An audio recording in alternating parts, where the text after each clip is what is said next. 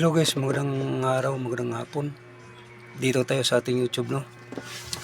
Shout out sa ating mga followers. Ang ating pag-usapan guys, itong kaganapan sa mga nangyayari sa ating bansa. Kung paano ba ito Kasi si Bongbong guys, mga kababayan, alam naman ninyo, no? Para sa hindi pa nakaalam, paki-share, paki-follow para malalaman nyo itong i-discuss natin. Baka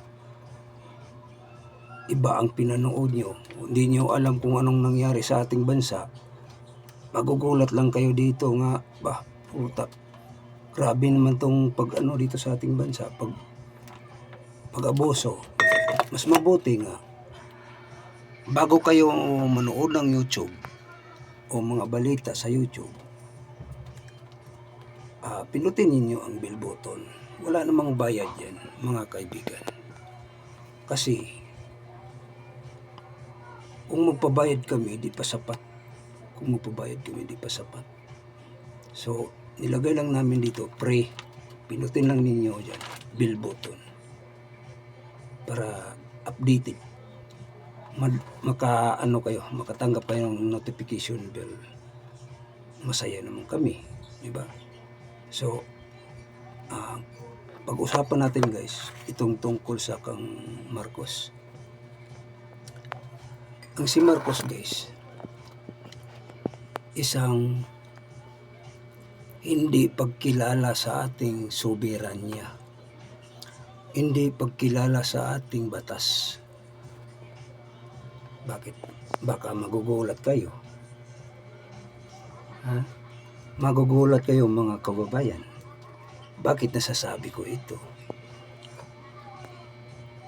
Lalo na siguro sa mga bayaran ni Marcos, no?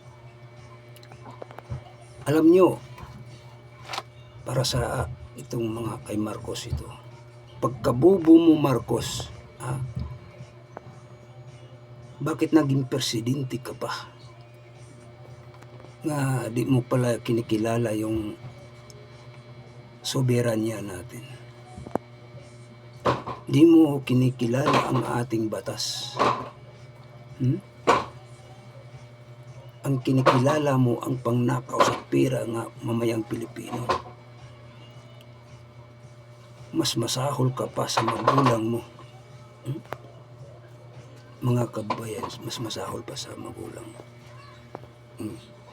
Bakit nasabi ko? Ito, simula sa pool, ngayon ko lang presidente nga nakulong sa ibang bansa. Hindi naman natin kinikilala yung Rome Statute o ICC. Bawat bansa, mayroon tayong mga batas na kailangan kinilalanin natin ang ating sariling saligan batas o yung gumagawa ng batas. Dito, ngayon ko lang na presidente, kung may kasalanan si Duterte, may batas naman tayo dito, mga kababayan. Bakit still pa ba i-surrender doon sa ibang lahi? Under na ba tayo sa lahi? Ibang lahi? Ang sa ating soberanya dito sa ating bansa na mamahala, ibang lahi na pala. Hindi makatarunganon yung mga ginagawa mo, Bongbong. Ay iba na pang lahi nakahawak dito sa ating bansa. Isa ka number 1 trader ka sa bayan. Kasama ka na sa mga oligarkiya, sa mga tinatawag ng mga lumalaban sa gobyerno. Kung naalala natin mga kababayan, si Maria Sison, yung pinaka-founder sa NPA. Saan ba nagtago? Di ba nandoon sa Netherlands? Oh. Yung ICC, yun ang sandigan nilang pinakabatas nila. Aba, ubusan ng lahi nito kung ganun kabungbong. Galit ako sa'yo, Bongbong. Hahamunin kita. Nilapastangan mo ang ating bansa. Inaabuso mo ang mga mamayang Pilipino. Ninakaw mo pa ang pera ng mamayang Pilipino. Pagkatapos, hindi ka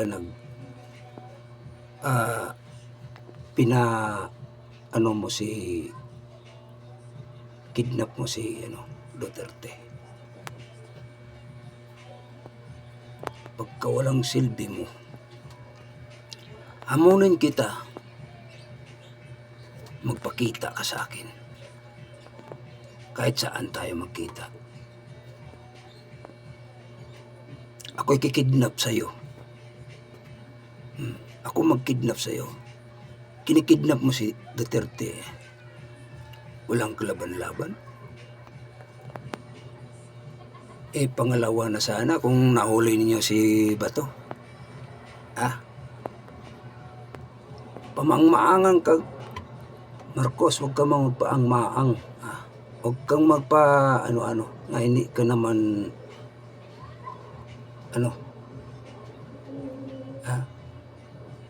kapag wala ka na sa posisyon, yung tainga mo, tatanggalan ko yan. Tanggalan ko yan. Lahat kaming mamayang Pilipino galit sa inyo. Galit sa iyo. So, yun ang hindi inyo pagkilala sa ating soberanya, sa ating batas. Kinikilala ninyo ang ICC batas. Ngayon, pag bumaba ka na sa time ng panahon na pag insakto ka ng kahit ka pa tawag nito, kudita na ba? Tawag nito. Yari ka, Marcos. Tandaan mo. Galit ang mga mamayang Pilipino sa iyo.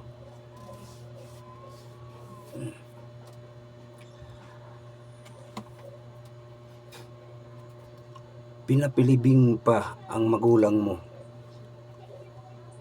Ngayon kidnap mo si Duterte.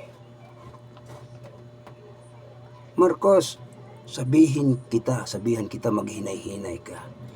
Kaya pag once mawala ng buhay si Duterte,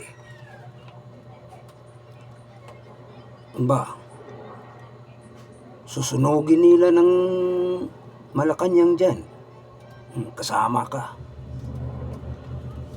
Basta tandaan mo, pag mamatay na si Duterte, magwawala ang mamayang Pilipino dahil sa iyo.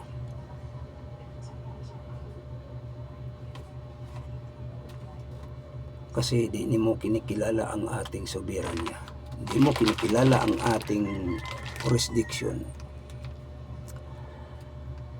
May mga naman tayo ng batas, nagpasa ng batas. Ang pinasa niyong batas, ang pangnakaw ng pera nga limpak-limpak. Ang pagnakaw ng gold. Ngayon, kahit saan ka magtago, galit ang mamayang Pilipino sa iyo. So mga kababayan, hanggang dito lang tayo. Sana naintindihan nila o naintindihan natin sa lahat. Nga alam naman natin. So malinaw pa talaga, malinaw nga yung mga batas nga inaabuso, nihurakan,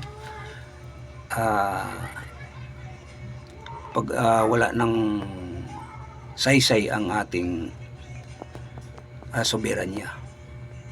Pero kahit papaano, manitili pa rin tayo o may pagtiwala pa tayong natitira. Maraming salamat.